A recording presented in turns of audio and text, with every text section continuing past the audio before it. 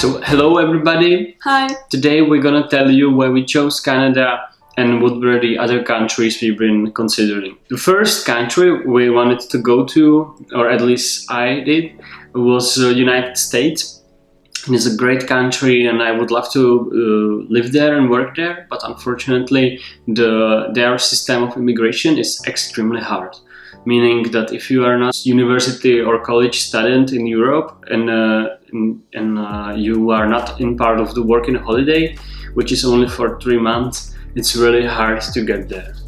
So next option for us would be United Kingdom. United Kingdom is a very familiar country for us because Petra is actually dual citizen with Czech and British passport. So we know United Kingdom and we love that country, but we wanted to try something a little bit more far away and also a little bit more distinguished, than the typical, European countries. So yeah, something different. Yeah, we will always be able to work in the UK, luckily for us, because I have, as Lukáš already mentioned, I have British citizenship.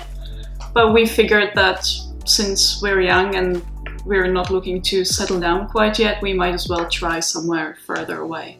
A very popular option is also New Zealand, especially for the Czech people, because let's face it, New Zealand has one of the most striking nature and one of the most tremendous landscapes and beaches and everything.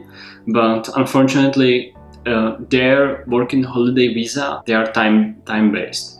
So we already passed the opportunity, and also their visas are like first come first serve. So once they are open, within 30 minutes, all the visa or the 1,000 visa for Czech Republic will be gone in like 30 minutes. So we already passed this opportunity, and it's also a little bit far away for us. So another option we've been considering was Australia, but with Australia, the trouble is that if you're not a student and you're not going to study there, and you're not a professional with X amount of years of experience, then it's quite hard to get there. And for us, we've recently finished school and we don't have that many years of skilled experience yet. So this sadly wasn't an option for us. I would also wanted to point out that we were only considering English-speaking countries. So yes, this was the biggest obstacle because we only speak English and Czech. Obviously, these are only two fluent languages for us. So yeah, the country would have to be English-speaking. So the last option for us would be Canada. And it actually combined all of the great possibilities, like proximity to the United States, and also it's not so far away from Europe as like the New Zealand or the Australia is, and they are speaking English. So yes, so this is why we choose Canada: the proximity to the United States, the proximity to our home, and it's also beautiful country with tremendously nice nature and lots of opportunities. So now that we are in Canada, has it really fulfilled our expectations? I'd say that it has, hasn't it? Yes. Yeah, I think we've been well prepared. We read a lot about Canada before we came here, and yeah, it's as advertised. I mean, the people here are really nice to each other, especially I've been really lucky with my workplace because everyone's been really supportive. Well, everything has its pros and its cons. So the pros are that this country is extremely huge and very low populated. So it doesn't take much to get into the wild wilderness, and in the provincial parks, and the nature here is really tremendous, like absolutely incredible. And it's also very, very diverse. Like every province has a little bit different. For example, you have the Maritimes where they meet the Atlantic Ocean. That looks completely different to Quebec and Ontario. Well, then you have the prairies, and then you have Rocky Mountains and British Columbia. It's absolutely amazingly looking nature there. But there are also some cons. The cons are that here it's extremely competitive, and Canada doesn't recognize any previous experience or education from abroad. So this is a very big drawback for any newcomer to this country, that you really have to start, again from the bottom. The next drawback, I would say, is particularly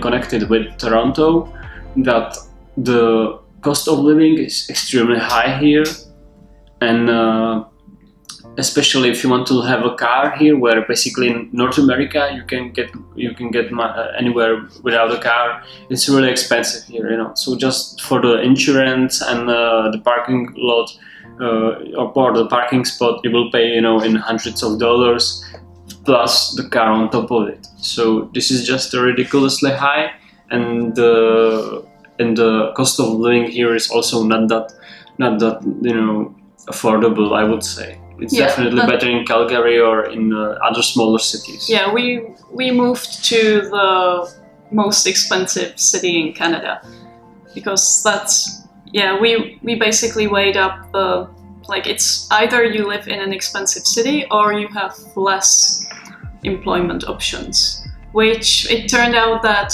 with Toronto, the unemployment rate was about 5% here before COVID. Before the COVID hits, yes. And even then it was, we come from the Czech Republic, where the unemployment rate was about 2%, which was the lowest in whole of Europe, I think. Yeah, whole of EU. Yeah. And so you meet a lot of people here who say they've been job hunting for 6 months or 10 months, and the job market here is really competitive. Extremely. So if I could give some advice to newcomers, definitely focus on the smaller cities in the province of Ontario, or go to less popular provinces or towns, because there you will have a much better chance to get actually the work, because everybody is going to Toronto and Vancouver, but the job competitiveness there, it's extremely high. So it also depends on the industry you want to go into, though. So it's fine if you move to Manitoba if you want to do, for example, farm work, which is great, or if you move to Banff if you want to work in hospitality. But as a software engineer, it's going to be slightly harder for you to get a job there. That said, it can be done, definitely, but you need to have some contacts, you need to know the ropes, I'd say. Yeah. Who wants to live in Manitoba? People who want to get provincial sponsorship. Okay. They sponsor truck drivers, actually. Okay. Today you learned. It's a frozen wasteland there. What? You haven't been there yet. No, but I've heard stories about blizzard in June. So yeah. So this is it for the video. In the next video, I would want to focus on particular our view on our pros and cons after the 6 months of living in this country. So definitely stay tuned. Be sure to subscribe and give it a like so you don't miss the next videos. And watch us on our journey on Facebook and Instagram, and stay tuned. See you guys. Bye.